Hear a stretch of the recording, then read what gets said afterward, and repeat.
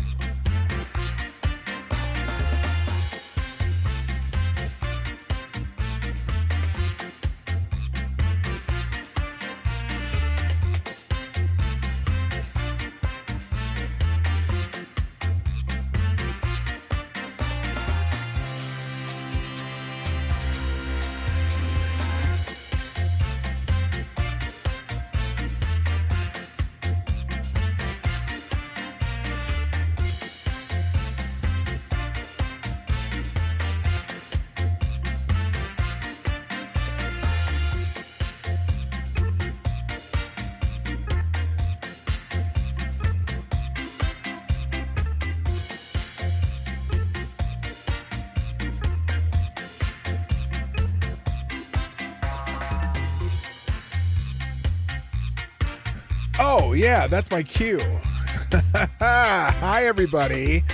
Welcome to the show. It's going to be a shortened show today. I was paying attention. Unfortunately, my wife and I have to go to a funeral today, so we're going to have a short show, and I had to start late because of just various reasons. So I'm just going to do my best to get everything I wanted to talk about today into one truncated version of the Morning Night Live. So without wasting a lot more time on this, Johnny, stop the music and please play the intro. Ladies and gentlemen, coming to you live from the Lucky Dog studio in a hidden location somewhere in the upper Midwest of the United States of America, it's a brother making his own way but with all the wrong opinions. Welcome to the Morning Night Live with your host, the one and only Dawg Knight. Alrighty then, stop the music. Let's play the game. There's a song by ABBA, something about playing the game, isn't there? Anyway, good morning, everybody. Welcome to the Morning Night Live. I'm your host, Marty, also known as Dawg Knight on the internet. And welcome back to the Dawg Knight Channel, where sometimes we have feel-good stories that just make you feel better. And knowing that somebody gets busted doing some BS that they've been doing for years, I should probably pop out the chat so I can talk to you guys too. And it's almost glorious because we've been seeing this kind of journalism from people like Taylor Renz, or what's the dude's name? There's another guy that does this kind of journalism. Basically, he writes a hit piece. At the last second, he sends you a DM on social media when they know that they have contacts for these people, right? They have the PR contacts. They have the people who handle media inquiries that they can write to, but instead they will DM somebody. Let's say the article's they hit send on 6 of the article. At 5:30 or 5:40, they'll send a DM to the person they're writing about, saying, "Hey, we're writing this about you, talking about how you're a misogynistic piece of you know what." And then at 6 o'clock they hit send they'll add at the bottom of the article, so and so did not respond to our request for comments for this story. As if people spend all their time waiting for a DM from the Washington Post. And it's happened again, but they got busted. And I love it. And it's my favorite story of the day. And, there's a whole lot of stuff going on in the news that's important. But this is important because it's journalism is crap right now. So we're going to talk about that. And there's several other things happening in the news. First, though, of course, we're going to say good morning to everybody who is already here. I'm glad you showed up. Oh my gosh, we got the gambler in the house. First in chat over on Rumble, Mr. Avocados Diablo gets the bell.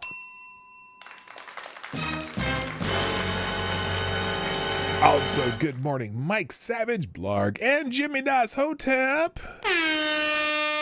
I'm glad you guys are here, and anyone else who shows up and run, I'll try to pay attention. All right, and over on YouTube, first in the chat is Somnambule Nation gets the bell. Well done. Also, Avocados Diablo's here, of course. And JB's in the house, Jimmy Das Hotep. Good morning, Mike Savage, Blarg, Tyre, Alexander the Grand Inquisitor. Tyre Alexander, good morning, sir. Also, good morning to Attack Alpaca. What's up? Good morning, Lord Stanhope. Did I already say Mike Savage? Yes, I did, Martin Blarg. Good morning also, Simon Wolfwood, Tex8G007. Special Can Acid in the house. Well, there's a lot of people here starting out. That's good. I like it. Unacceptable Views, my Canadian friend. Good morning also to, that's everybody in the chat so far. Well, people will roll in, stroll in, and all that stuff. But do me a favor, as I always ask, I'm going to ask this all the time. Take a moment, not a moment of silence, a moment of action, and retweet or tweet or put on Reddit or whatever the stream. I would really appreciate it. I don't know, does anyone know the answer about the question about the subreddit? I do have a Discord server though, but you can get on Discord. Where I post all the replays and stuff like that and links to the links and shit with, even though they're in the description, sometimes you just want to go to the links. You actually had a little problem with that though. For whatever reason, the one tab thing glitched. So I didn't have the links out right away right after the show. So if that ever happens, you can always go back to the replay of the show on Rumble or YouTube and it'll be in the description, or you can go on the Discord server and they're linked. I put show links every day. Well, almost every day. Sometimes I forget. But anyway, good morning, Brent Hayes, by the way. Thank you, though, already to, let's see, Soundable Nation, who faithfully tweets out the show every day. I love it. Good morning. Thanks, Jimmy Das Hotep. Greatly appreciated. Most of you retweeted even my post on it. So that's a good start. So if you're on Twitter, if you're on, not Twitter, whatever it's called, X, if you're on X, the app formerly known as Twitter, I wish they would remove the little X symbol and just put the the app formerly known as Twitter as their official name. That would be hilarious. Yeah, share the stream. That's my number one cause right now. I'm up to 1,965 subs in this channel. I want to see if I can get it to 2,000 before the end of October. Just 35 subs. That's all I need. 35 more subs, and maybe some of the people who come here just to watch my short form videos on this channel will come over here too. I don't really promote this channel on my Marty's Big Journey channels. I probably should, because those are actually growing pretty good. But you know, we'll do that. So let's get into the news real quickly, because like I said, I'm limited time today. So some of the things that are trending. Oh wait, where's the notifications and the homepage?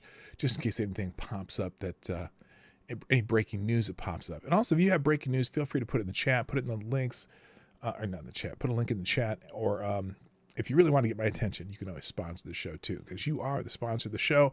Streamlab links, Superstar sponsor links in the chat periodically. pdognight.live is the link, is a way to get there. You can do super chats and Rumble rants too, but I prefer the Streamlabs.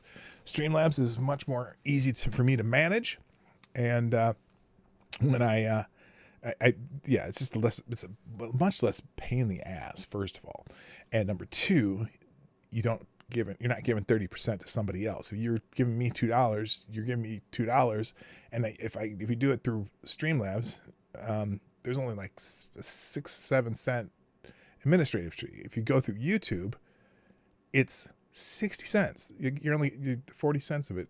60 cents of it goes to YouTube. So, and same with Rumble, it's like 26 cents or something like that. So, you know, if you want the money to go to somewhere, make it sure it goes to who you want it to go to. All right, let's get into the news. Some things trending today. Now, it is today in the news. You know, we always have those days, right? We have the day things. Today's Earth, Wind, and Fire Day. Now, why is it Earth, Wind, and Fire? Well, here's the thing. Do you remember on the 21st night of September? It's September 21st. It's Earth, Wind, and Fire Day.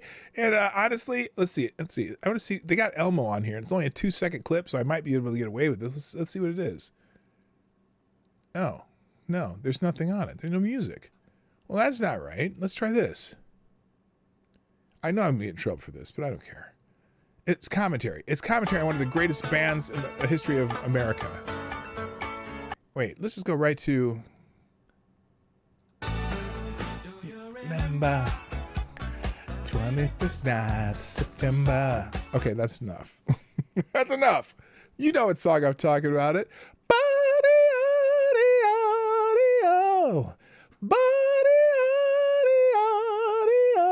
Anyway, so that's my impression of Philip Bailey. So happy 21st of September. Also in the news right now. I'm just going to go down the line. Rupert Murdoch is trending #1 on Twitter because apparently Rupert Murdoch is stepping down as the head of Fox News, maybe? Or is he stepping down? Oh, maybe of News Corp completely. I've decided to transition to the role of chairman emeritus at Fox and News Corp, I guess. His son Lachlan will become the sole chairman of both companies. That's pretty big. I mean, whatever you think of Rupert Murdoch, whether you think he's a villain, whether you think he's a hero, whether you just think he's giving another perspective to people, he's stepping down as chair of Fox News and News Corp after a 7-decade career. Announced today, Rupert Murdoch is stepping down as chairman of each board effective as of the coming annual general meeting of the shareholders of each company.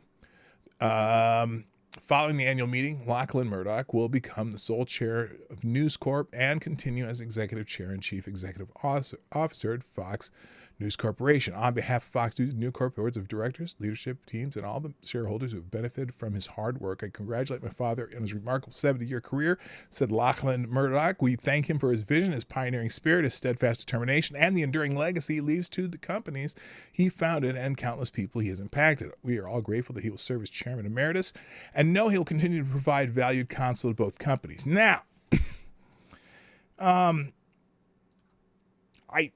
do I care? I guess. Here's the thing. I'm sure there's going to be a lot of people on the left who are just cheering about this. Oh, King Ding Dong, the king is dead, or whatever his name is. They'll call him the witch or whatever.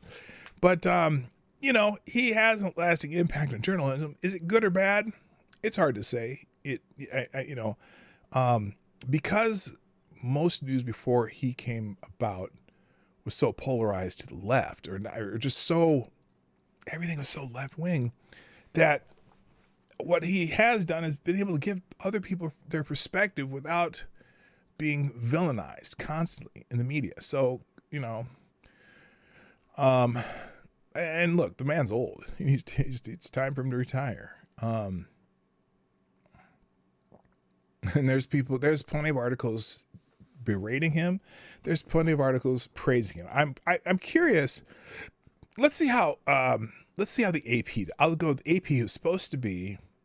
AP is supposed to be, the American Associated Press is supposed to be an unbiased source of news, right? They're supposed to just deliver the news. Let's see how they write about Rupert Murdoch stepping down. Okay, here it is. Rupert Murdoch, whose creation of Fox News made him a force in American politics, is stepping down. Okay, that's true. Good morning, Select a Boy, by the way.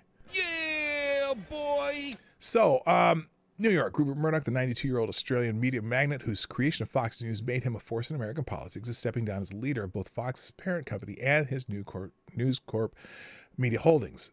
Fox said Thursday that Murdoch would become chairman emeritus of both companies. Effective board meetings in November, his son Lachlan will become News Corp's chairman and News Corp's chairman and continue as chief executive officer of Fox News. And remember, Lachlan's a little more, I wouldn't say leftist, but he's a little more centrist type than at least the vision of Rupert Murdoch. Hello, fake news expert, Associated Propaganda, exactly.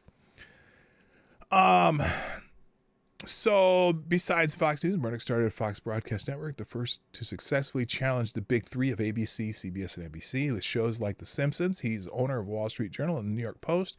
He slimmed down his corporate holdings with the 2019 sale of many entertainment assets to the Walt Disney Company. These included film production rights to Marvel Comics, National Geographic, and the cable network FX, not News Network.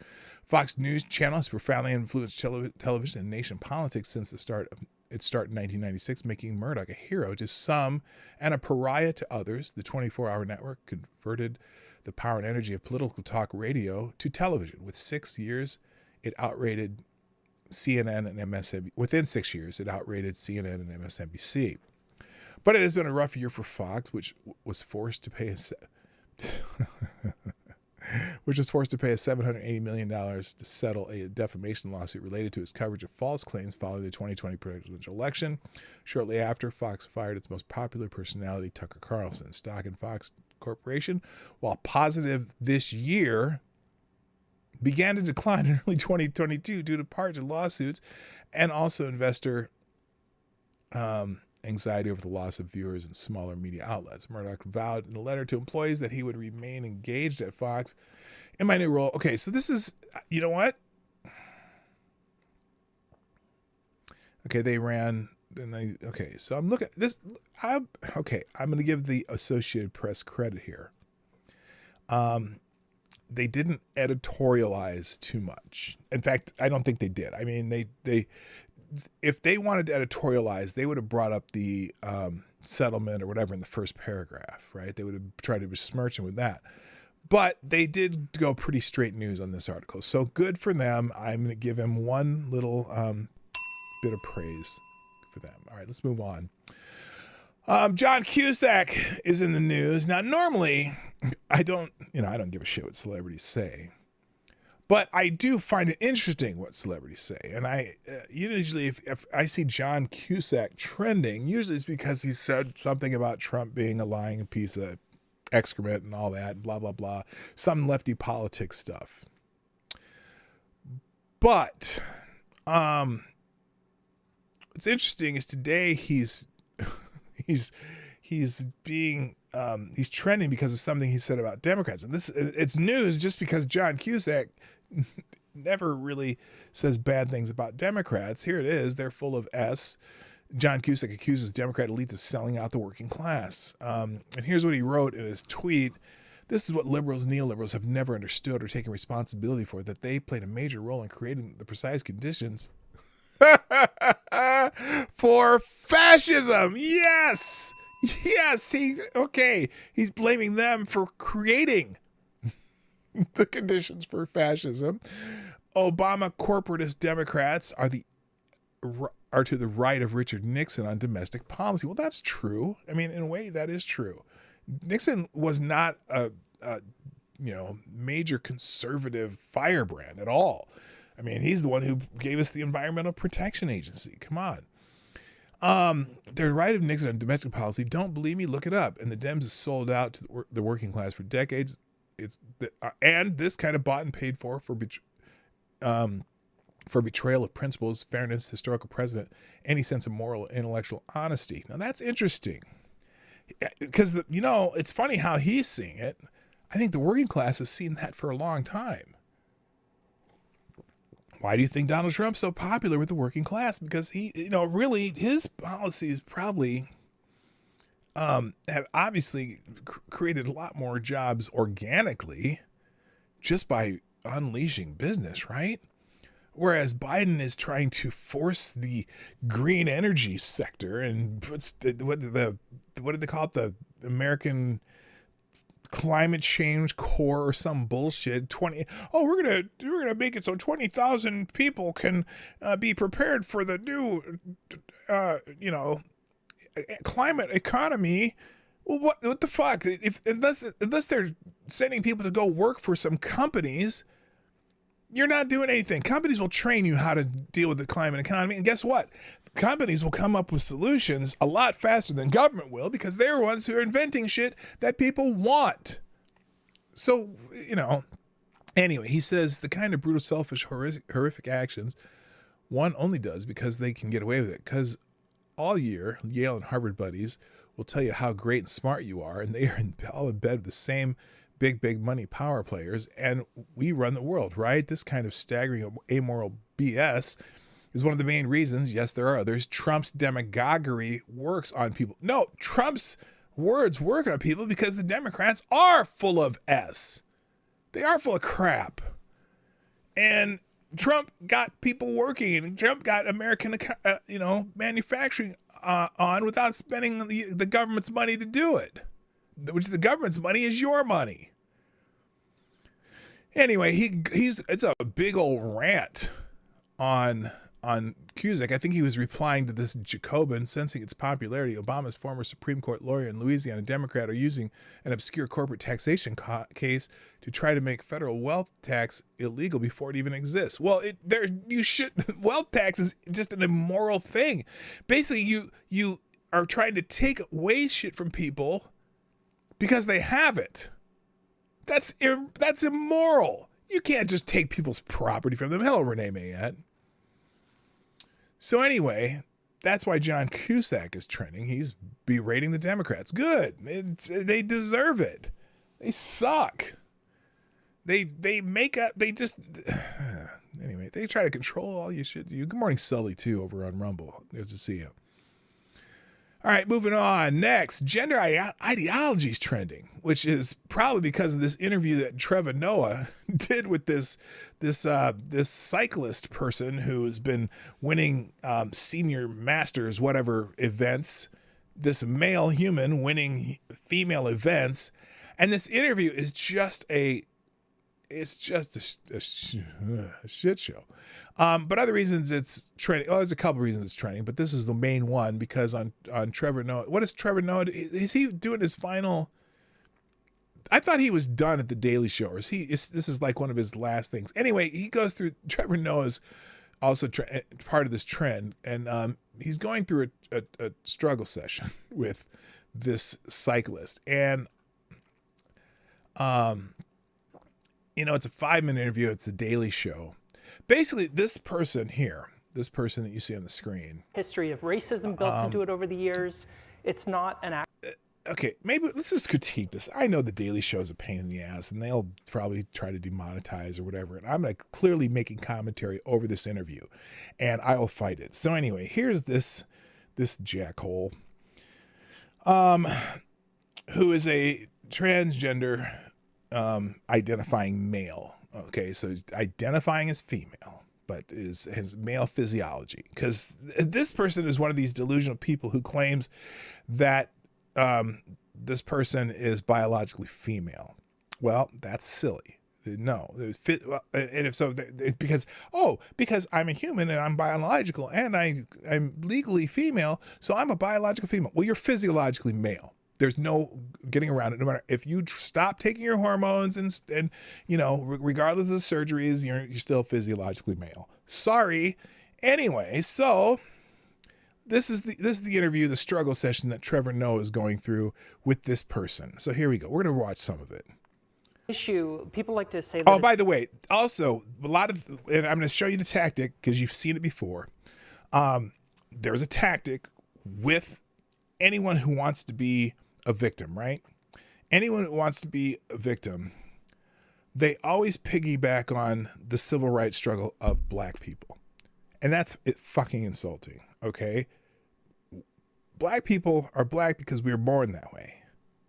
Okay? We didn't make any choices to whatever, do this and that, and we didn't have to cut anything off or take any pills or whatever to be black people. All right? We just and look, well anyway, and so that's one of the things they always do, and he does it right away, or he, she, whatever. This person does it right away. I'm going to refer to this person because I'm not going to look in my language. A physiological, someone who's male physiologically is he. That's the dialect that I speak. YouTube. I don't care what this person calls himself. I speak in a dialect that I've spoken in for almost 60 years now. Well, I didn't speak until I was probably 2 years old, but whatever. So it's still almost 60 years. I've been using the same dialect, and I'm not going to change my dialect. If you go to the South, okay, and you're from the North and you say you guys, okay, and you go down to the South, and because you want to say you guys instead of y'all, am I going to correct someone from the South from saying y'all? No, that's the dialect they speak. Well, guess what? The gender dialect that I speak is the same one I've been speaking since I was, 2 years old. I'm not going to change my dialect just because you have some goofy way to try to reclassify yourself. Okay? So here we go. This issue, people like to say that it's a complicated issue, and I don't actually think it is. It's not complicated. You're right. It's not a complicated issue. You are physiologically male, and the separation of sports is because of the physiological difference between males and females. You are a male physiologically, whether you think you are or not, whether you classify yourself or not, whether you not took a form out of some country that allows you to change your sex, which you're not. Your sex is never going to be female. It's always male, even though you may legally be female because they don't use the terminology you use. So they have male and females, their terminology. You're saying between man and woman, which your terminology is different than mine. In my dialect, man and woman and male and female are synonymous. But in your dialect, you think something else. Good morning, Catherine. I see you over there on Rumble. Welcome. Okay. It all boils down to, do you actually think that trans women and intersex women are real women? Okay. And physiologically, no. That is my answer. Okay? Let's just be honest. And it's not transphobia, it's reality. See, that's the one thing that this person is constantly doing. Do you think, trans and it's funny. Oh, here's the other part too. This is hilarious. Notice what this person does here. Do you believe that trans women and intersex women are females. Now, those are very, very different categories. An intersex woman is because of a physiological anomaly that happens to some people. And when you classify an intersex woman, it depends if a intersex woman has no Y chromosomes, they are classified as a woman even if there's an extra X. But physiologically, if an intersex person who has Y chromosomes, no matter how many extra chromosomes there are considered male. So yes, a intersex female is a female, but a transgender woman is not a female. A transgender woman is a male. A trans-identifying man who calls himself a trans woman is not a female. It's an interesting question he tries to blow that by, and Trevor Noah doesn't understand the terminologies this person uses and is not quick enough to realize that that little sleight of hand is very manipulative. Listen again. That trans women and intersex women are... See, trans women and intersex women. Oh, those are very different categories, my friend. Those are very different categories. Real women? No, they're not. A intersex woman is a real woman. A trans woman, in my dialect and scientific knowledge, is not, because they are not female. So there you go. I'll answer that. And that's not being transphobic. That's just physiological reality. And are really female? Nope. Or not? No, they're not. If you do, it's very simple. Just stop policing who counts as a real woman. Well, fine. Then I'm not going to stop policing who counts as a real woman. Because a trans woman is not the same as a woman. They're different physiologically, sex-wise. Because this has had history of racism built into it. Now, there it is, right? There it is, that quick. You're going to piggyback on the struggle of black people in America or wherever, or racism in other countries, based on, whether you're Hutu or Tutsi, right? That's another, let's piggyback on something that's actually real. It's not an accident that the intersex athletes who get singled out are women of color from the global south. Oh, is that why?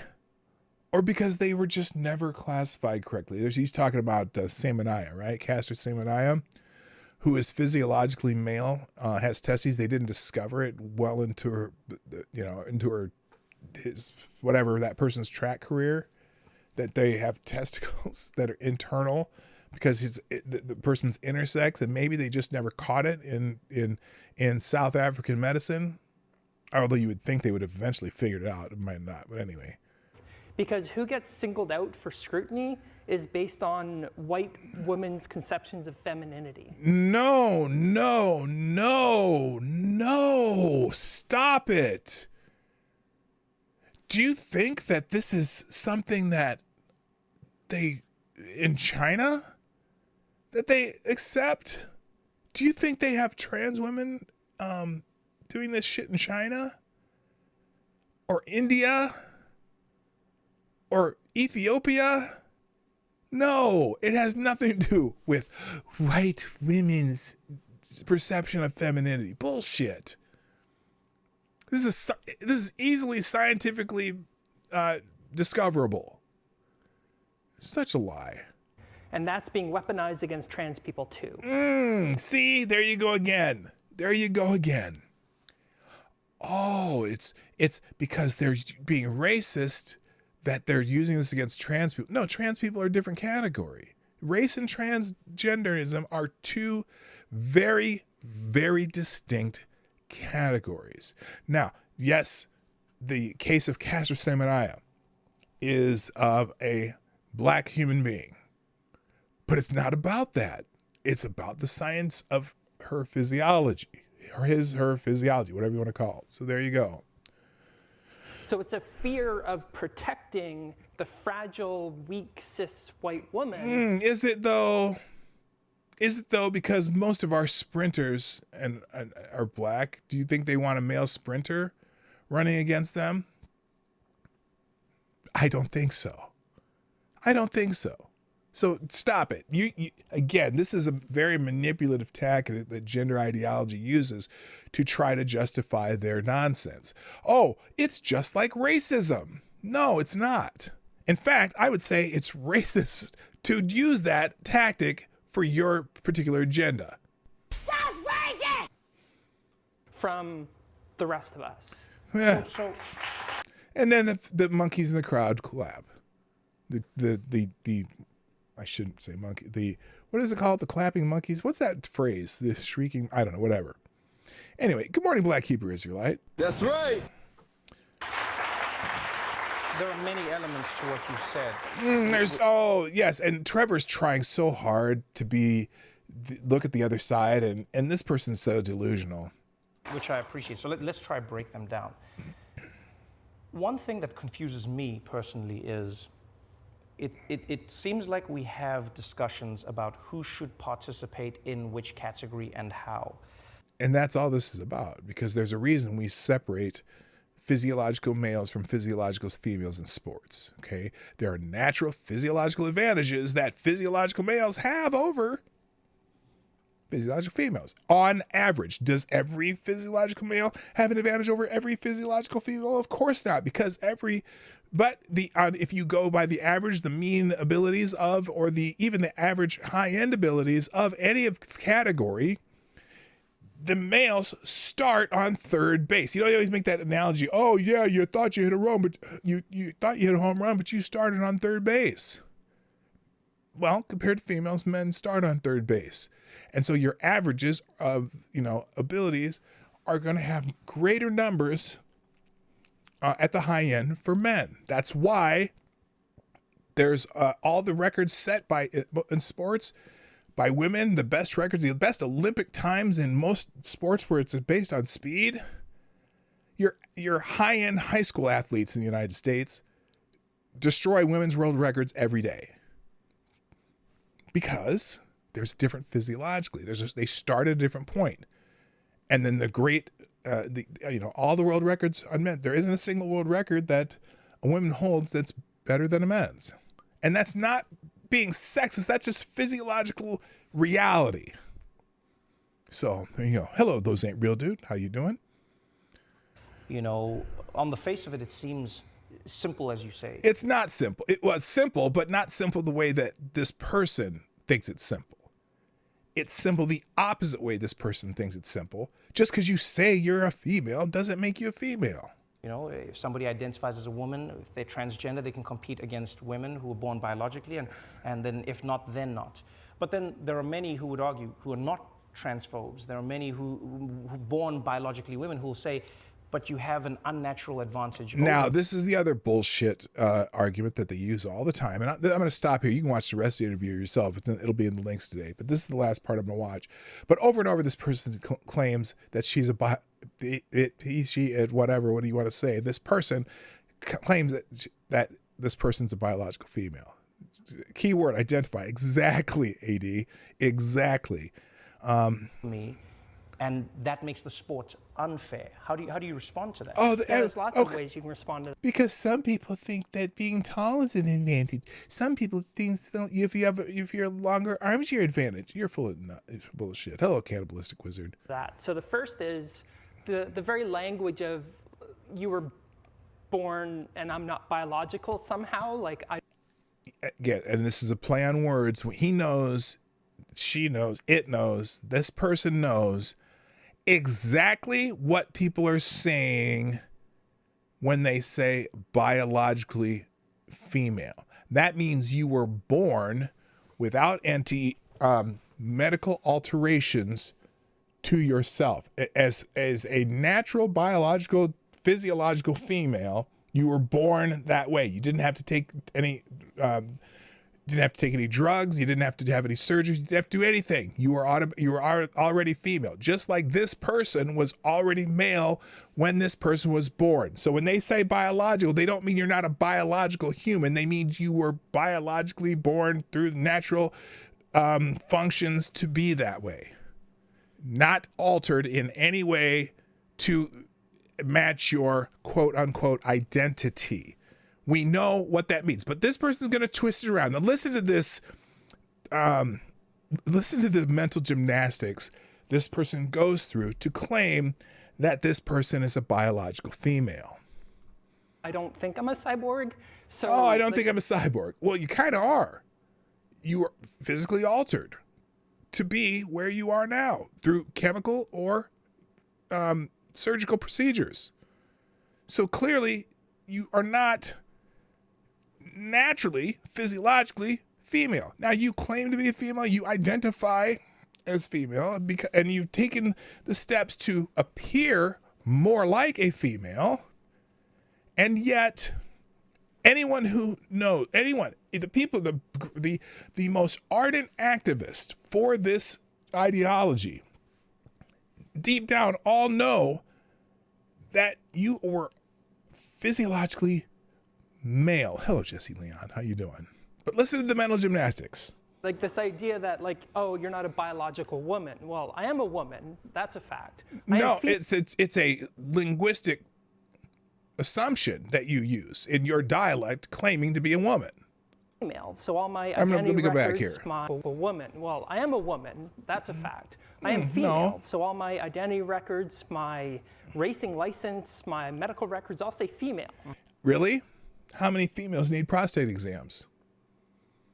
So just because they say this, just because they've accommodated you based on your delusion in life, hello Evan S, how you doing? Just because they accommodated you on your delusion that you are something other than what you are physiologically, and people are being polite and they've made legal accommodations for you, doesn't mean that you've actually changed your physiological makeup, that if you went off hormones tomorrow, you would revert to your natural male physiology. You have to continue medicalization to maintain the appearance of what would be a natural, physiological, biologically born female. Stop it. Right? And I'm pretty sure I made a biological stuff. So Oh, I'm a see, biological female as well. See, I made a biological stuff, and that makes me a biological female because I say I'm a female. You know, you are butchering what people are talking about when you say this. You're lying. You're lying to yourself. Every trans person on the planet knows how they started. And if it makes you feel better to say it and have the government make accommodations legally for you, whatever, that's great. But in the end, when it comes to various advantages and disadvantages of physiological nature, you don't lose those. So this question of, do trans women have an advantage over cis women? They do. And this is this is going to be another lie. This is going to be another lie. Do trans women have natural advantages over cis women? Now, again, clearly not in every case, but the starting point for men and women, as far as physiological abilities, start here for women, start here for men. So the mean, there's going to be a giant bell curve, right? There's going to be this giant bell curve of men, physiological males, who are already at an advantage over the bell curve of women. So if those bell curves don't move together, it absolutely is an advantage being male. Even though some males in those bell curves intersect, and some males have less ability than some of the women. But that's not the reason you separate them in sports. You separate the sports because, of course, there's going to be a much larger pool of males who are able to perform at the level of high-level women. That's why. Except for mediocre males like this guy who now wins women's events. Do trans women have an advantage over cis women? Yes, they do. We don't know. Yes, they do. And we also know that there's enough studies now that have determined that the loss of advantage by taking hormones, the ability, still do not drop them down to the level of women. And they also, it's kind of silly that, so you want to compete in sports where you're supposed to compete at your very highest level, and yet you need to argue that, well, because you are on these drugs and hormones, that you can't compete at your highest level, but you can compete at the highest level of women, right? You don't have an advantage over women. So you're saying that you can no longer compete at your highest level, and that makes it okay for you to compete against women? That's a weird argument to me. In fact, there's basically no published research on this question. That's a lie. However, that's a lie. There's good reason to think that there isn't, but I think it's irrelevant. It's irrelevant. We allow all kinds of competitive advantages within and this is another one of these. So one example I'd love to talk about is the 2016 Rio Olympic women's high jump final. First place was over 6'3". Natural woman. 10th place was 5'5". Natural woman. So a 10.5-inch height physiological difference women between first and 10th natural at the women. Olympics. Okay. Natural women. High jump. Right. And we call that fair. Okay. So that's the reason we categorize. We have categories. If they are women, yes, of course there's going to be elite athletes who aren't going to be playing in the rec league because they have natural advantages over the women who play in the rec leagues. That's a stupid fucking argument. They're all physiological women in the same bell curve versus the male bell curve, which is over here. Anyway, you can watch the rest of this interview. It's maddening, but I have to highlight. So that's why one of the reasons gender ideology is trending today, because Trevor Noah is going through a struggle session, trying to be told what he can and cannot believe, and oh boy, it's freaking glorious. Now, real quick, I want to thank, who else am I thanking here? Thank you. Let's see, Sound of Nation, Jimmy Das Hotep, thank you for retweeting the show. Share the stream right now. Think about it. Between topics, share the stream somewhere, anywhere. You know what I'm saying? Yes, she's the lion dog face. Lion dog face pony soldier.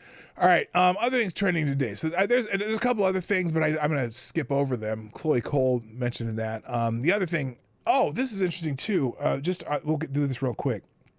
On the topic of gender ideology, apparently the World Professional Association of Transgender Health eliminated all lower age limits for surgeries last year. Right? They said no more. But the National Post, this is in Canada, reported earlier this week that doctors in Canada are cutting off the breasts of girls as young as 14, but they could go lower. In the U.S., they've done gender mastectomies on girls as young as 12. Kelly Lockhart of the Kaiser Permanente admits in this video they've also doing castrations and vaginoplasties on 6-year-old boys. So they're doing this to minors. They say they're, and the reason this came up, I don't want to show that on screen because someone had tweeted something about no one is performing irreversible gender-affirming surgery on minors. That was something that someone named Andy Lee tweeted, right? So he found this video of someone at, who is this? Let's see who this is. We'll just read it. It's real quick. It's only 4 seconds long, or 30 seconds long. Someone admitting that they were doing this on kids as young as 12 years old. How many 12-year-olds do you know that know what they're going to be doing in 10 years? A 12-year-old. How many 12-year-olds do you know? Or even in, let's say, 12 years old to 18 years old. That's 6 years. How many 12-year-olds know what they're going to be doing after they graduate from high school? Do you know any? I mean, there might be rare exceptions, right? But they've done mastectomies on girls as young as 12 who don't know what, maybe not just barely finished puberty. Well, they might have had puberty blockers too, which almost everyone goes on puberty blockers ends up being transgender because it's, they don't go through puberty, and they're told that this is the greatest thing since sliced bread while they're 8, 9, 10 years old. And so they believe it. And by the time, then they turn they turn 20 or they get out of high school, they're 20 years old, and they're like, what the fuck was I doing? What was I thinking? What was I doing? So anyway, here's someone admitting they do these surgeries on minors. Yeah, I think folks have kind of covered the blockers and hormones, but I'll talk about surgical care a little bit. In terms of masculinizing top surgery, I think 12 is the youngest who's had surgery through our program. Through their program, 12. In terms of general reconstructive surgeries, we haven't had anyone under the age of 18 have phalloplasty or linguoplasty, but we have had a few patients starting 15. I don't think surgery actually happened until 16 that have had vaginoplasty. A vaginoplasty at 16. Are you kidding me? Good morning, Shrapnel, by the way. Unreal. So anyway, that's the other reason why gender ideology is trending. All right, I got to go kind of lightning round until we get to the main topic here. So also, liar is trending. Now, anytime liar is trending on Twitter, X, whatever you want to call it, it's usually Democrats talking about Donald Trump being a liar. But yesterday we talked about a lot about this Merrick Garland testimony in the House Judiciary Oversight Committee. And so liar today is pretty much all about Merrick Garland because he was lying. You lying your, what's that? How Eddie Murphy said, you lying your ass off. I need to put that one in the clips too. I got to change some clips out, but he was lying. So anyway, Merrick Garland was just lying his ass off the whole time. I'm beginning to think he wears fire retardant underwear because at some point the liar, liar, pants on fire thing should take effect. Here's one of those lies from yesterday. That means we apply the same laws to everyone. There is not one set of laws for the powerful and another for the powerless. You're a lying dog-faced pony soldier. Another for the poor, one for Democrats. Oh my God, bullshit. Hello, blue-eyed scream. Rules depending upon one's race or ethnicity or religion. That's laughable. That was in his opening statement. Let's see. Garland doesn't hear the end of it after DOJ applying the same laws to everyone comment. Yeah, that's a complete lie. So a lot of people are pointing that one out. And basically this morning it was all Merrick Garland. Looks like people are catching up because anytime, look, here's the thing. Anytime you accuse anyone of lying in public office that has anything to do with the Democrats, right? They're going to come up with what? What's, in fact, I'm going to let you do it yourself. In the chat, what's the phrase when anyone accuses the Democrats of lying? If you get the bell, if you get the catchphrase first. So there we go. And I'll move on and I'll pay attention to the chat. Anyway, also the best part of it though is I didn't get to Robert Massey. I didn't really see what he was doing, but he's talking about how Garland may have perjured himself. He said it to his face. Nope, not Republicans pounce. If someone accuses a Democrat of lying, what's one of the first phrases that will come out of the Democrat's mouth? Okay, you're close though. Racist? No, cryptic, not racist. Anyway, Republican Kentucky Representative Thomas Massey suggested. No. Suggested Weddy that Attorney General Merrick Garland may have perjured himself over his statements about January 6th. It's nope, not attacking on democracy, not Republicans pounce, not alleged, not without evidence. Nope. The first thing. Okay, I'm gonna give you a hint. Think Brian or Ed Krasenstein. What would they do if you accuse a Democrat of lying? What's the first thing that's going to be? It's one of those phrases that's kind of a faulty argument. Okay, a faulty argument. If you accuse a Democrat of lying, what? Advocate stab, you're so close. You were there. You're getting it. You got to add a name to it, though. You got to add a name to it. Democrats, white supremacy? No. No. 80, you're so close. Okay. Russian disinformation. Those are all good. But the first one they're going to say is, they start crying. Tyler, you got to add the name, though. You got to add the name. Somebody add the name. You're killing me.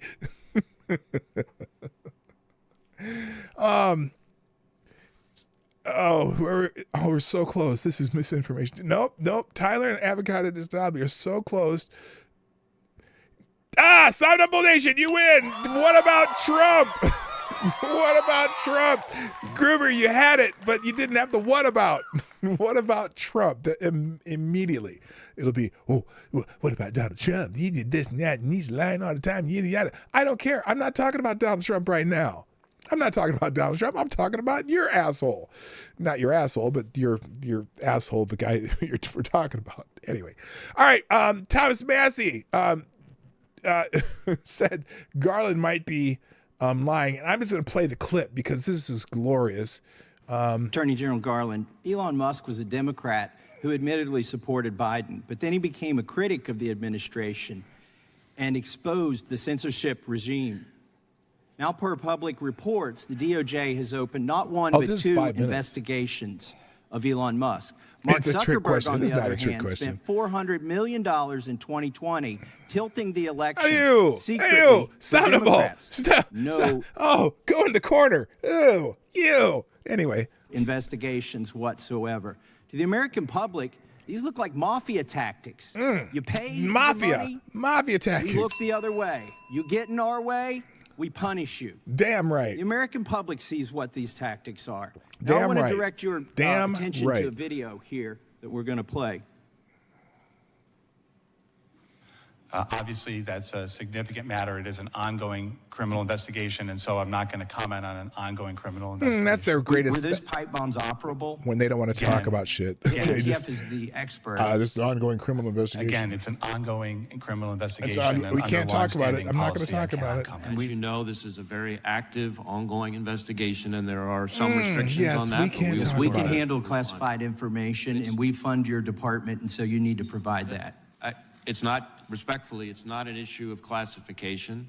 It's an issue of commenting on ongoing criminal investigations, which is something that by long-standing department policy we are restricted in doing. And in fact, the last administration actually strengthened those policies, partly because... That's not our policy, though. Oh, he'll be right to it. So let's move on. Do you know how... So I'm not going to violate this norm of okay, they use that tactic over and over and over. That's not the one. I want to talk about what he said about the January 6th people, because where is it? It's farther down here? Let's try it here. Let's see here. And I have the greatest respect for Congress. I also have the greatest respect for the Constitution and laws of the United States.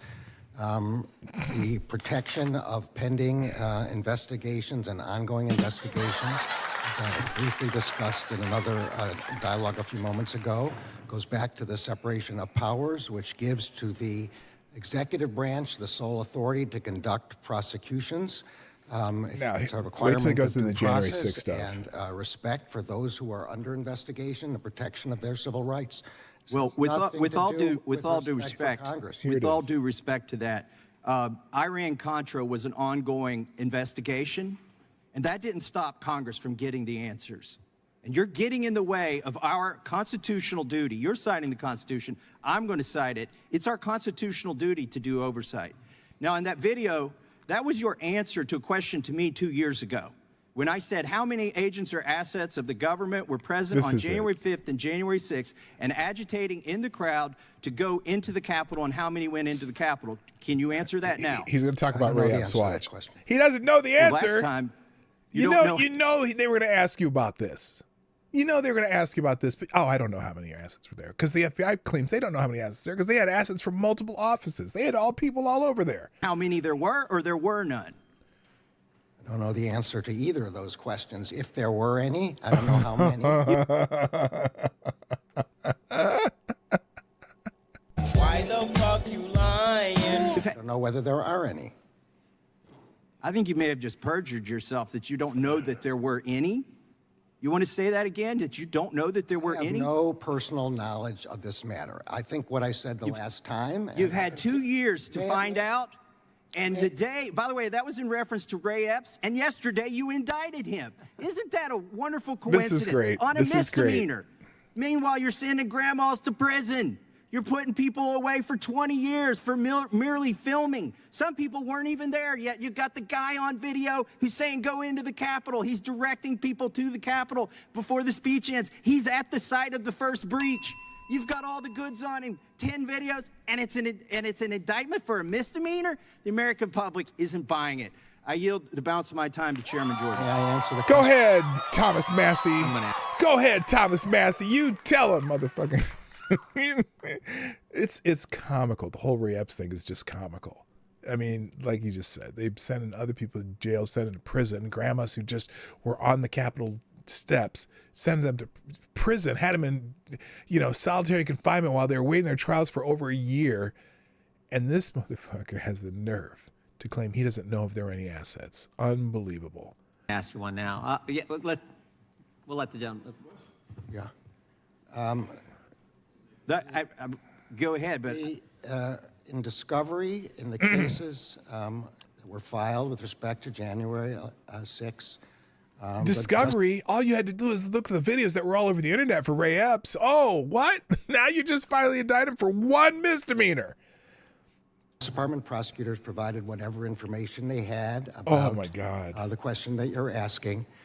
With respect to Mr. Epps, the FBI has said that he was not an employee or informant of the FBI.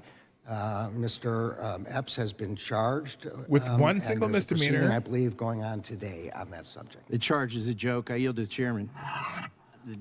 Okay, so good from Thomas Massey.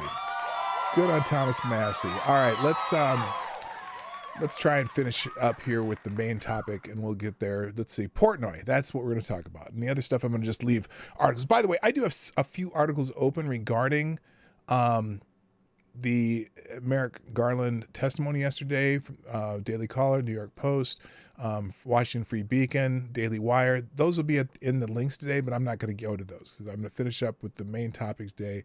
Oh, wait. Hold on. I forgot. I forgot. I did one other thing before I get to Dave Portnoy. And you probably just saw him on the screen, but the absolute dumbest member of Congress tried their best to get Merrick Garland to say something, and it didn't really work out so well for him.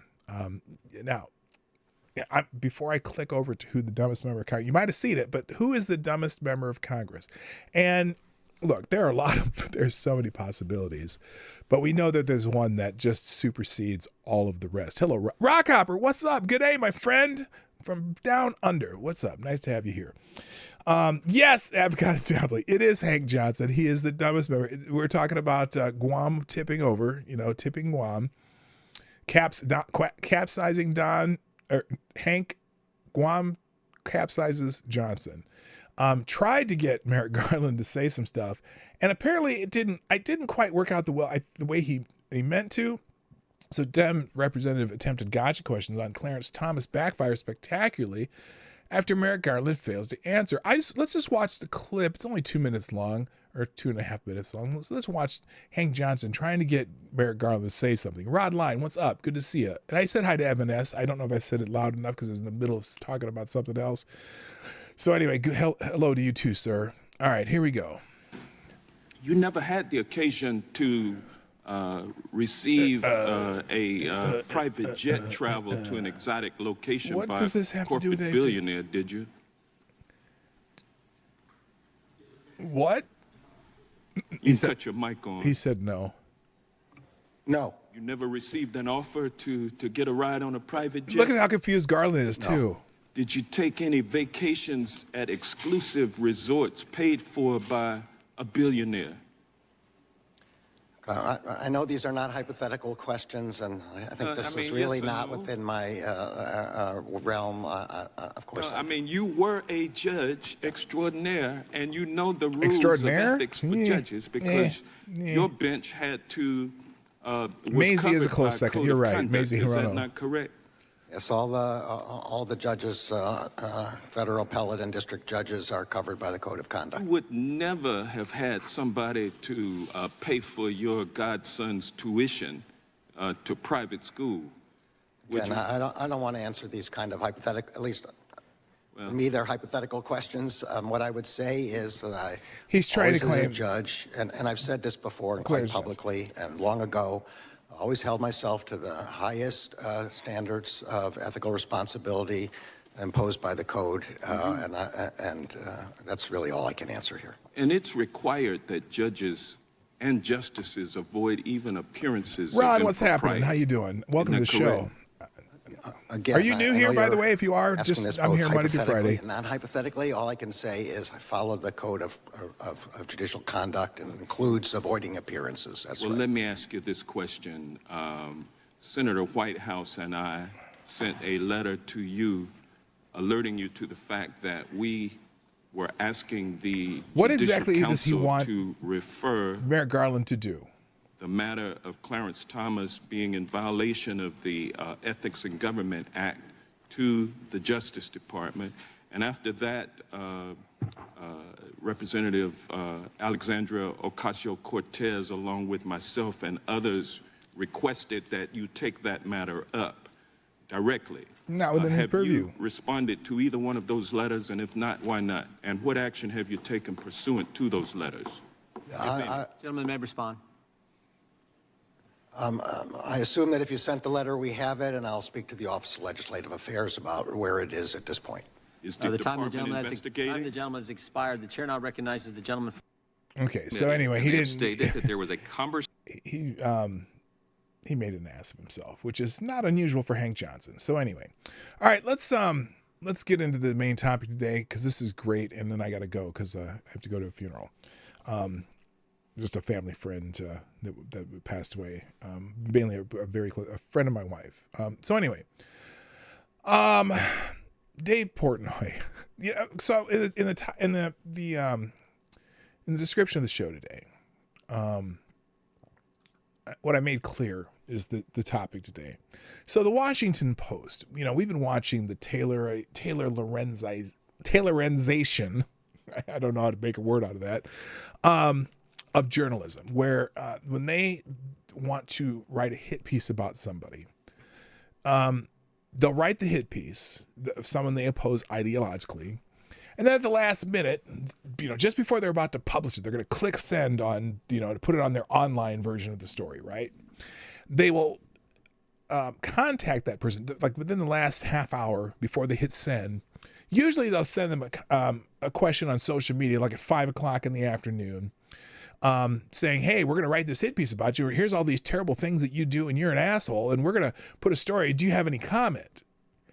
And then they publish the story, right? Because they know that most people aren't looking their social media 24 hours a day, even though all of these people, while they were writing the story, probably took them a week to write the story. They could have contacted them when they began writing the story, right? But they wait till the last minute. They don't send it to their PR person or the department in their business that handles those things and makes sure that you can, respond to certain accusations. They send it to their social media, DMing them, which people don't look at their DMs 24 hours a day, right? And then they publish the piece, and it's this big hit piece. And then at the end of the story, it'll say, we reached out to Mr. B for comment, but he did not respond. Okay, that's their whole thing. So, and it's permeated the political journalism industry that is behind the Washington Post, the LA Times, and whatever, but mainly the Washington Post. And that's because of the influence of Taylor Lorenz. And there's several different departments there that do it. It's embarrassing, right? So, now, if you're familiar with Dave Portnoy from Barstool Sports, he does these, he goes around and he does the pizza, the pizza shtick, right? He'll go to pizza places all over the country, he'll get a pizza, and then he'll take a bite of the pizza, a couple bites. He calls it one bite, but he usually eats half a piece slice of pizza. And then he rates the pizzas. And lots of places that make pizza around the country have been critiqued. He's probably critiqued over 1,000. And he's about to have this event. I think it's in New York City, like this pizza festival, where hundreds of different pizza places, like over 100, are going to be at this pizza festival. They're all going to have, bake some pies there and let people come and taste them in different styles and whatever.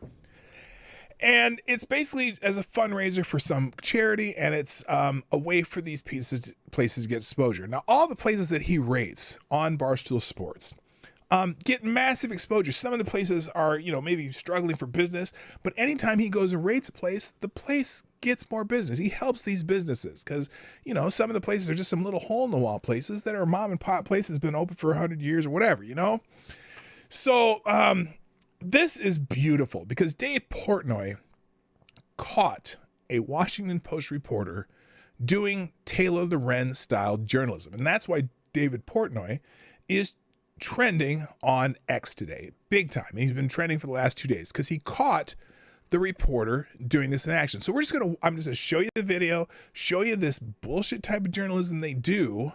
Oh yeah, I forgot it was FTG day. Yeah, go ahead, FTG, Hank Johnson and Merrick Garland. I see people throwing some FTGs out there. There you go.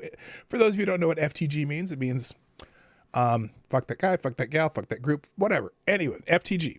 Fuck those, and it could be FTA. Fuck that asshole. That would apply to everybody, but I like FTG. So anytime on Thursdays, we definitely have FTG. So this is a Washington Post reporter that we're about to give an FTG to, and I'll go right to Portnoy's X post about this, and we're going to watch the video. It's 11 minutes long, but it's worth it because he rips him to shreds. Well, we won't do the whole 11 minutes because I got to go. But anyway, he rips him to shreds. And here we go. This is beautiful. This is a beautiful takedown of this reporter, posted all over. Everyone's talking about it on X, and it's great. So here we go. This is Emily. Hey, Emily. This is Dave Portnoy calling. I'm recording you right now, but I've Someone noticed named a bunch of people. A reporter named Emily.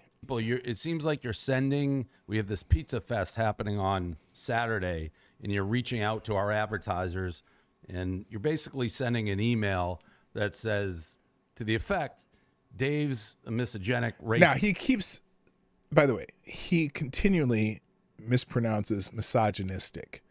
He's got the word misogenic in his head, but he means misogynistic. That's what the reporter sent out to all these sponsors and participants in the event. Now, I'll let you hear what she says, because what she says is complete bullshit. People, it seems like you're sending. We have this pizza fest happening on Saturday, and you're reaching out to our advertisers, and you're basically sending an email that says, to the effect, Dave's a misogynistic. Racist. Do you want to defend yourselves advertising at this event, right?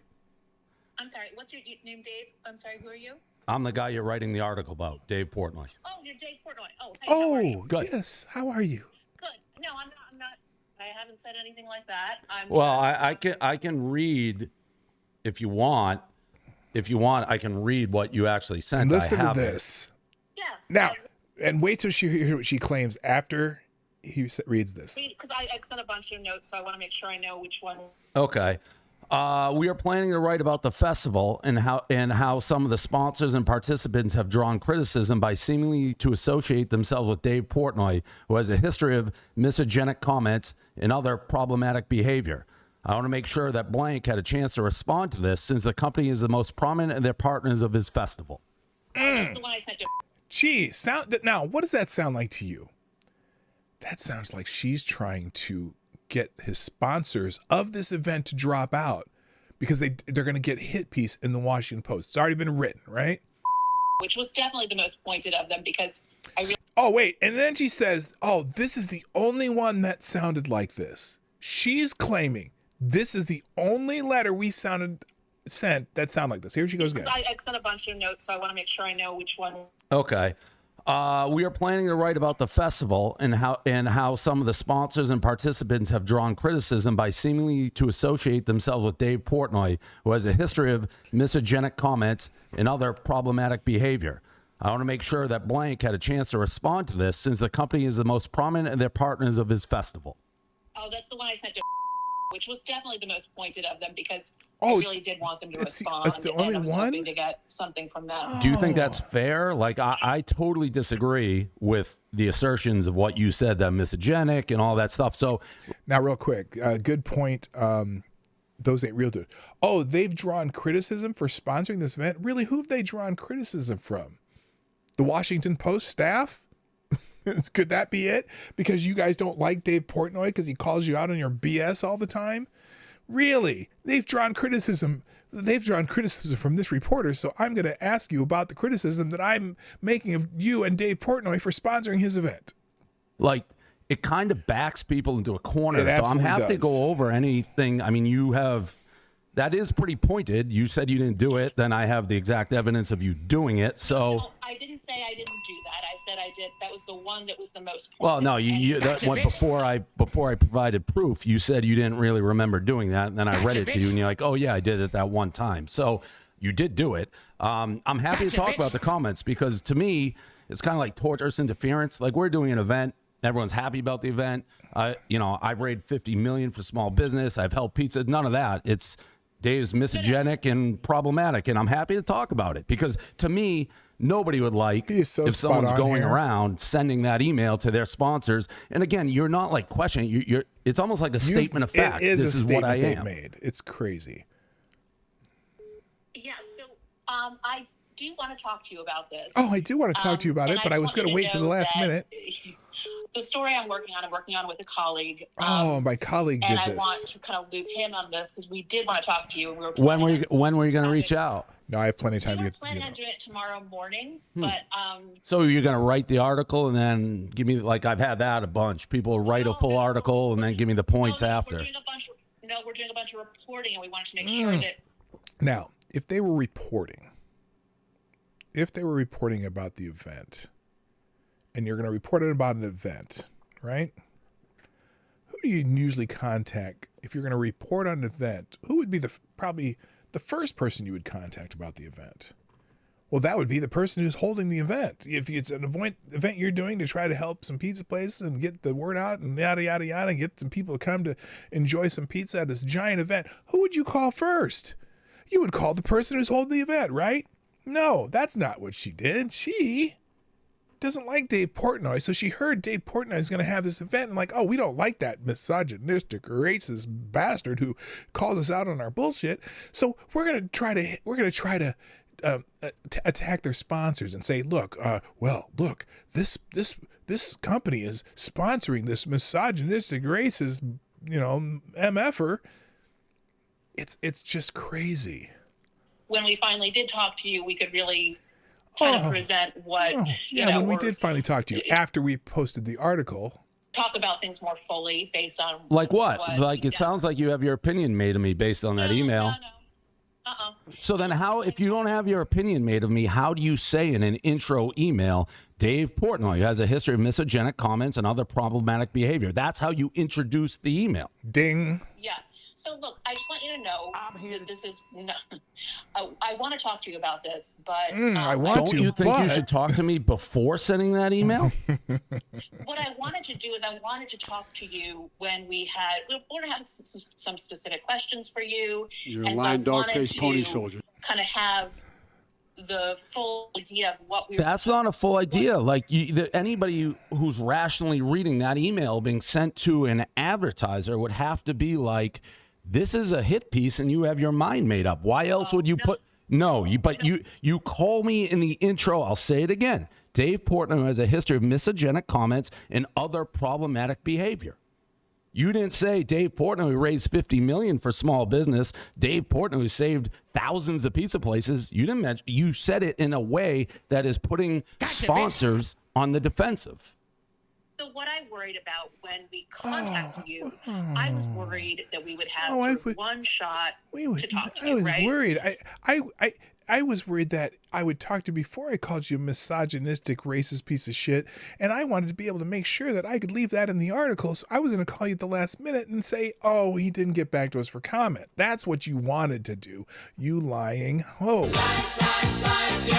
And so what I wanted to do is make everything that we wanted to talk to you about before I reached out to you. That's why I was waiting to call you. What is his past comments have to do with the pizza event that's raising funds for charity? What does his past?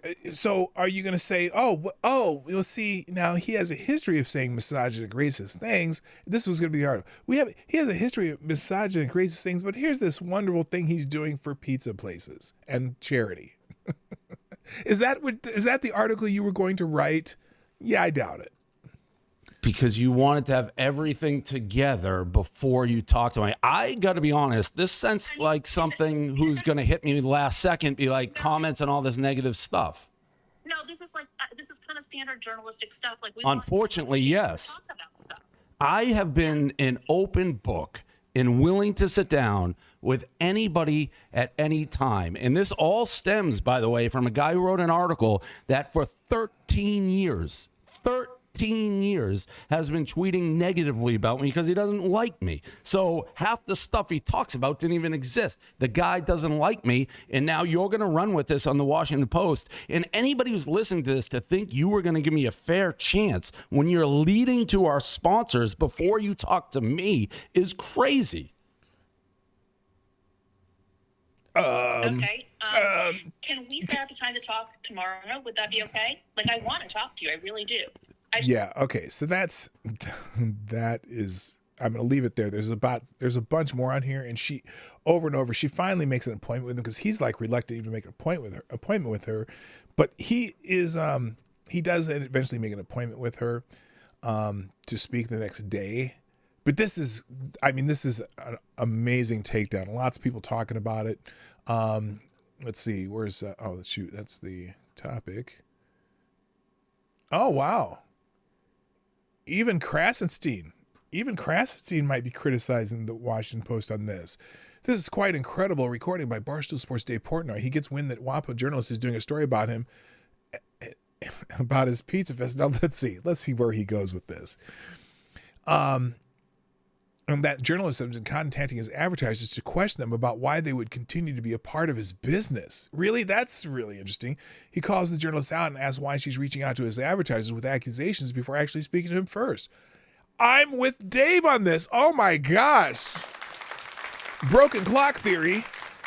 I'm with Dave on this. Personally, I think he has said some things that he shouldn't have said in the past, but I truly believe he's a good guy. I feel that as though a journalist who reaches out to companies in a way that could potentially damage Portnoy's character and business is taking things too far. Don't you? Yeah, Ed. Oh my God. Who is this guy? This is Ed Krasenstein? Holy shitballs, baby. Scott Adams, the Washington Post, caught trying to destroy Dave Portnoy's business model under the guise of journalism. That's spot on. Ariadna Jacobs, reporter's own words. Sometimes you have to say something like this. It's sort of a reporting tactic. Yeah, when you want to ruin their business, when you want someone to respond, you kind of have to indicate that there might be something negative, and then you get them to engage. That's all I was trying to do. Really? Is that journalism? How about you ask them their opinions instead of putting your opinion in their head before you talk to them? That's bullshit. So anyway, good on Dave Portnoy for catching this. I wish this would happen more often because the tactics are BS. This is not journalism. This is, these are hit pieces based on ideology and FTG. Now, Reaction Puerto Rico put a good graph of how this works with this post of Scott Adams talking about this. Why does that not, what's going on here? Why isn't that not working? Here, let's do this. I'm going to make it so it's the correct one, and that'll be in the links. But it's basically how journalism works today. And thank you, Reaction Puerto Rico, for dropping this link too for Scott Adams going through the model. It's a two-parter, and it'll be in the links. So, guys, I got to go. Got important things to do. Appreciate you all joining me today. Look, number one, before you click anything, find someone to share this show with. Find someone to share this show with. That would be the biggest help to me. I appreciate, no sponsors day, fine, but find someone to share this show with. By the way, there's a chance, I haven't finalized this, but there may be a chance that I'm going to be a guest host on the AAA with Sinatra Says, now he calls himself something Sin. I can't remember what he changed his name to. But Sinatra Says and Polydub. And I don't know who used to do the show with him. It used to be Sinatra, Polydub, and Drunken Uncle. But I don't think Drunken Uncle does it with them anymore. But I'm hoping to do some guests. Silent Sin, thank you. So I may be doing some shows with them. I'll keep you up to date. You can follow me on Locals or X to get updates on that. We're just starting to talk about that, but that'll be fun. And then I'm going to also have some guests over the next week. My friend from high school is going to be joining me on one of these shows. We're still working on that. And so just look forward to some different things going on here. Anyway, that's it. Got to go. Thank you for being here. Share the stream. My name's Dawg Knight, and I'm out of here. Have a great day. Hey, this is Dawg Knight, and thank you for watching today on the Dawg Knight Channel. If you have an observation or remark you'd like to make about this video or my channel, I absolutely welcome you to write it in the comment section down below. I really look forward to hearing from you. And before you go, if you like what you saw but you're not already subscribed, please make sure you hit the subscribe button and definitely click that bell that pops up afterwards so you'll be notified when I post new videos or when we go live. I broadcast my live show, The Morning Night Live, Monday through Friday at 10 o'clock Eastern, 9 o'clock Central. A special thank you to all the supporters of this channel who share our videos on social media and who make donations through Streamlabs, YouTube, Venmo, and Cash App, which are all linked in the description down below. Thanks again, and until next time, I'm Dawg Knight, and I'm out of here.